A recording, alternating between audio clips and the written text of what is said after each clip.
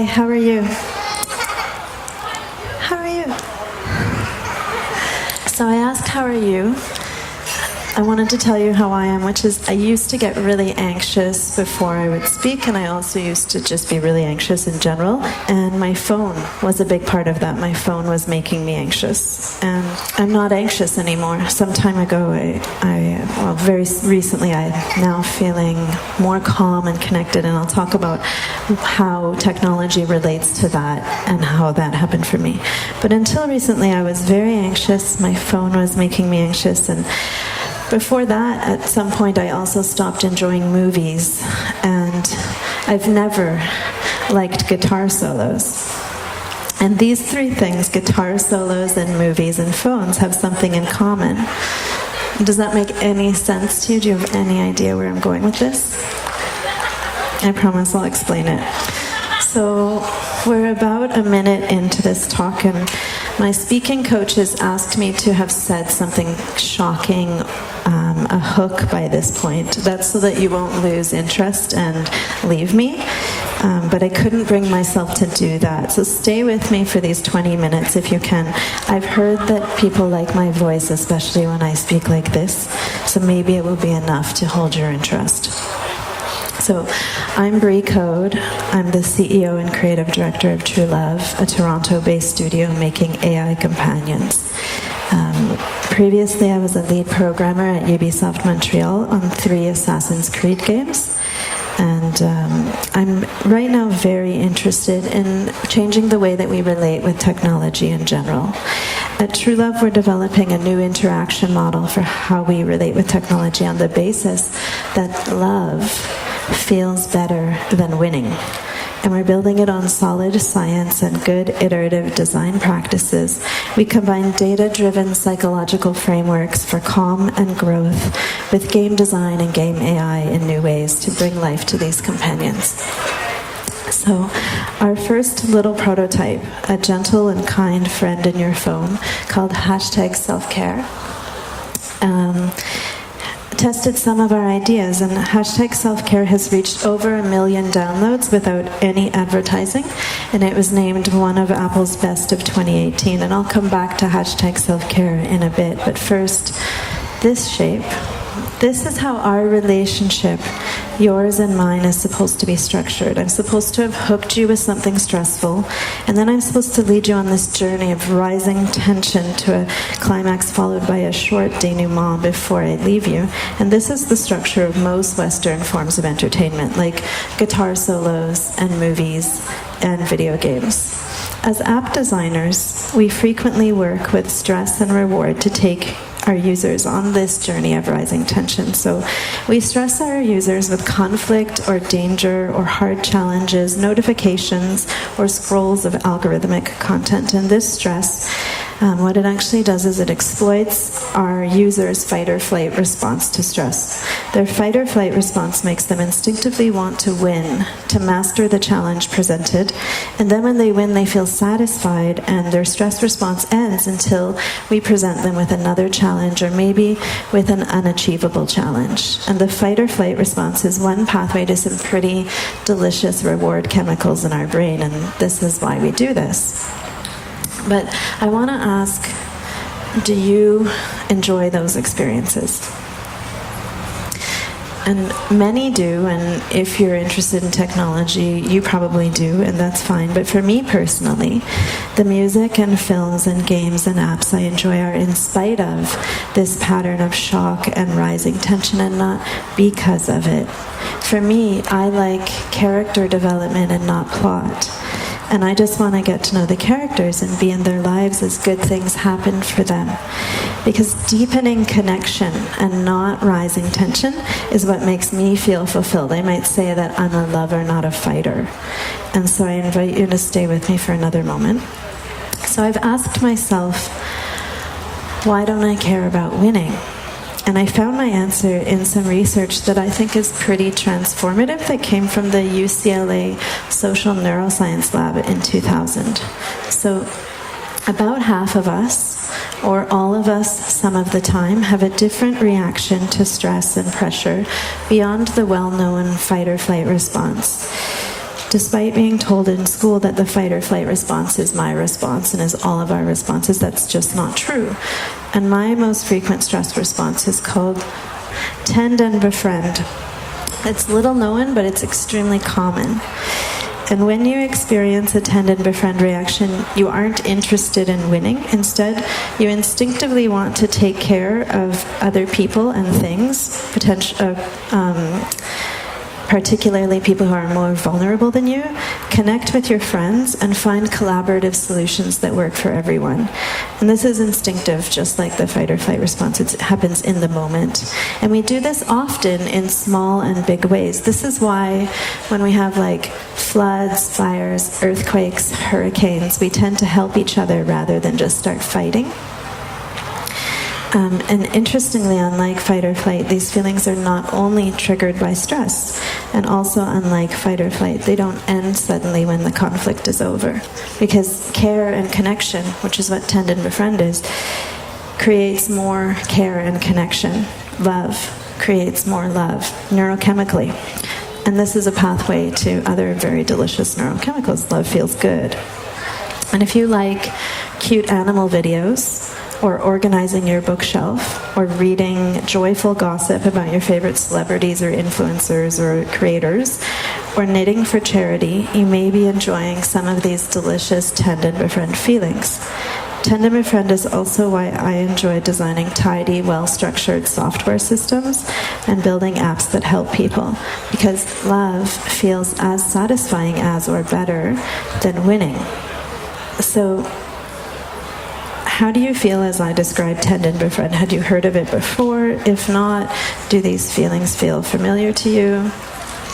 When I first read about tend and befriend, I suddenly understood myself so much better. All of my weird reactions I couldn't explain in meetings that were stressful, or why I liked the things that I liked in video games and didn't like the things that all my colleagues liked. It gave me a way to understand why I never seem to care about winning petty conflicts, and how maybe this isn't actually weakness, but it's a different form of strength, and that I found really exhilarating.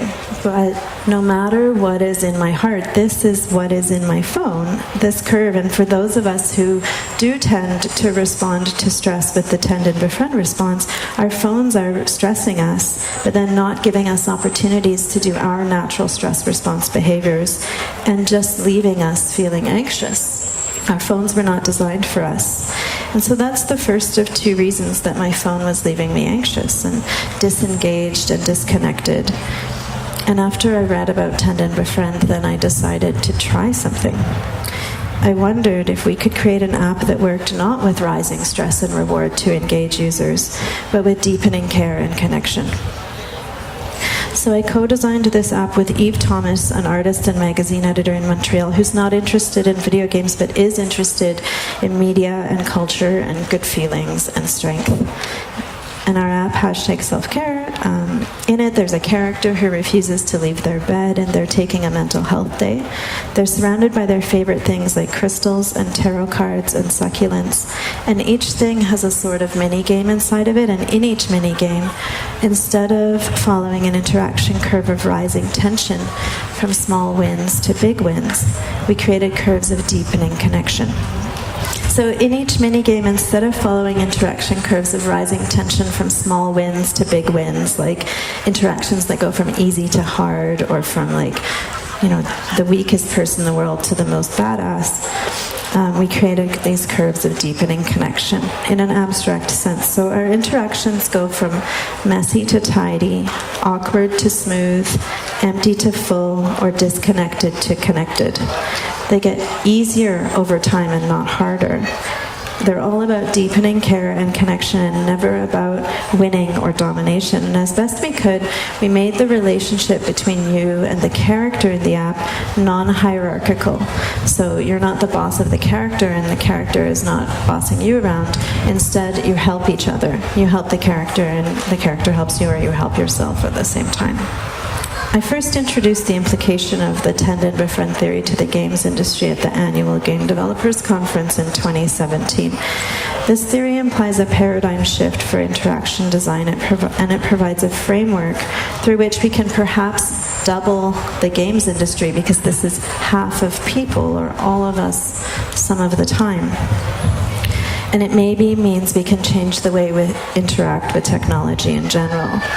And in response to this beautiful idea, many people have cried during my talks, and I've received really lovely, warm messages and emails from people who feel seen, or who for the first time feel like they suddenly understand themselves and their reactions so much better. And I've also been called wrong and harmful and crazy, and I've been told repeatedly that my company will fail. When I speak about this idea, I often receive bad faith questions or angry rants from some people in the audience. They approach me in person and in messages and emails, and before we proved with #selfcare that this works, my mentors were worried about me. And some of the designers that I really respect and look up to in the games industry told me that I wasn't capable of understanding basic game design after 15 years in the industry. And I only mention this to be factual about what it's like to be a woman putting forth revolutionary but feminine ideas in an industry where all the rules have been designed by someone else. So when we released this game, I wasn't sure what would happen. I knew that I had people crying in my talks. I knew that I had some very worried mentors and dismissive peers, and I had okay beta test results. But I knew in my heart that there was something there, and so I just wasn't sure how easy it would be to find it or not. I was hoping to get a few thousand users so I could iterate with their feedback and discover how to use tend and befriend to create new kinds of interaction curves.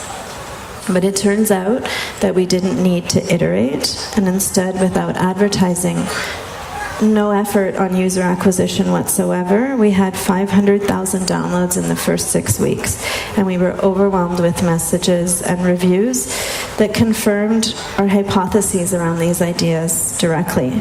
People were saying things that is what I would want to hear in my wildest dreams if the theory was correct. Deepening connection can feel just as good.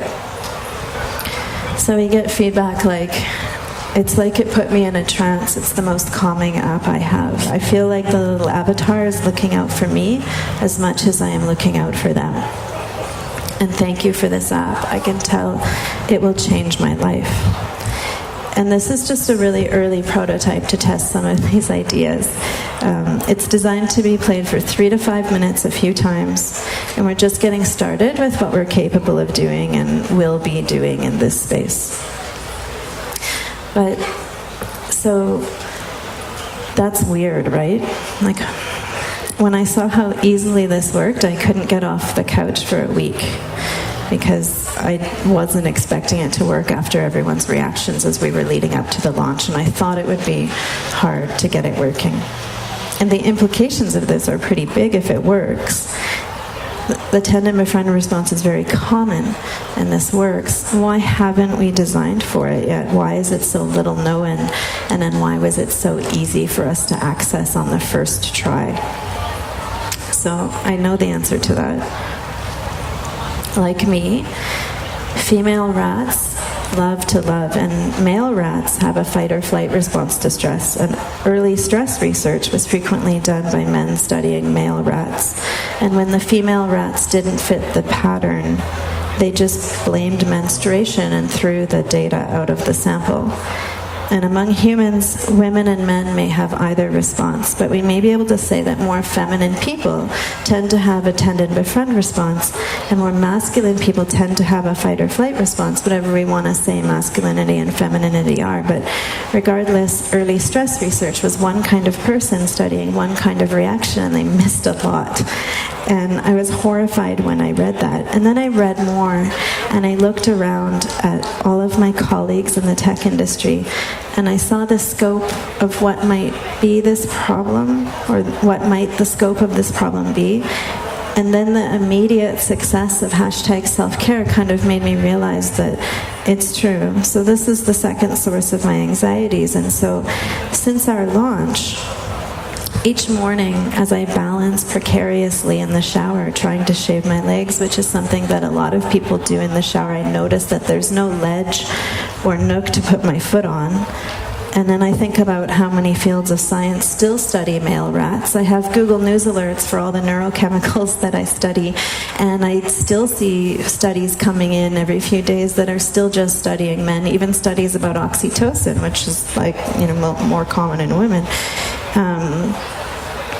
And I contemplate how no one in power noticed that airbags were very dangerous for shorter people until 2011. Color film was optimized for light skin, and this injustice continues in the design of face and eye tracking today. And as a visible woman in the tech industry, I have 117,687 blocked harassers in my Twitter block list so far. And those are all little fighters engaged in predictable reactions to a platform that's designed to trigger their fight or flight response. So the first reason that my phone was leaving me anxious was because it feeds me notifications and endless scrolls that neurochemically I don't connect with. And the second reason that my phone was leaving me anxious is what I'm reading in those endless scrolls. When I look at the world, I see that I live in a world that wasn't designed for me because it wasn't designed for by people like me. Because our society has been designed and constructed largely by and for one kind of person over generations. Our products, our processes, our structures, our roles, our rules, our values, our systems, and our institutions have been designed largely by and for one kind of person, someone who likes to win or who has repressing half of their natural instinct in order to not be seen as weak. But now I know that these injustices are responsibilities and even opportunities, because from a psychological perspective, we have much more choice than rats have. The science is very clear, and I think it's very exciting for us as people and for how we want to engage with each other and on the internet. Through mindset and through practice, each of us can learn to react to stress with a tend and befriend response. It's an instinctual and immediate response that you don't control in the moment, but by changing your mindset and by practicing over time, you can change how you react in the moment. We can choose immediate and reflexive love, and love feels great. And since I've realized this, I'm no longer anxious. I've been channeling that stress into care and connection and solutions through mindset and through practice. And I've cured my anxiety by taking responsibility and choosing compassion and care and connection and love. So we could slowly do this. We could disengage from platforms and interactions that are designed to encourage us to want to fight. We could stop developing those platforms. We could collaborate and change our mindsets. And the opportunities are really great because no one is really doing this yet, and we're just at the beginning of these ideas. So at the moment, we can start small and create dramatic results. And that's what hashtag self-care demonstrated. It was a tiny prototype designed by marginalized creators, a tiny budget, no user acquisition spending, over 1 million downloads, and one of Apple's best apps of 2018, and the beginnings of a new interaction model that may be more psychologically and sociologically healthy for everyone. And maybe we could even change our mindsets and our technologies in time to kind of come together and solve some of the world's greatest problems, like the climate crisis, before it's too late. So what I wanted to ask is, would you join me in cultivating these warm and gooey and delicious and pro-social and responsible and transcendent feelings and reactions? The next time you're in a hotel room and there's a shoe mitt but no tampons, or the next time you're at the gym and every television in front of the treadmills has these rich white men in certain countries telling not-so-white lies on it, can notice and then think of those ignored female rats in stress studies and how transformative their reactions are.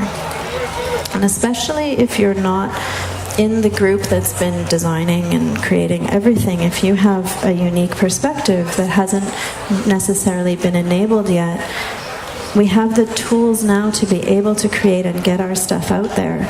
And if our perspective is unique and unexplored, then we have a chance of creating something transformative that can, provide a really good service for a lot of people who've been ignored. So, when you're feeling anxious about something that doesn't seem right in the world, if you look right into that anxiety, if you have the energy, it might be that the source of your anxiety is not within you, it's that there's injustice. And the potential solution to that injustice might be within you. It was, through looking into what I didn't think seemed right about the games industry that we found something that seems pretty different and new and interesting. So, thank you. Thank you, Brie. Thank you.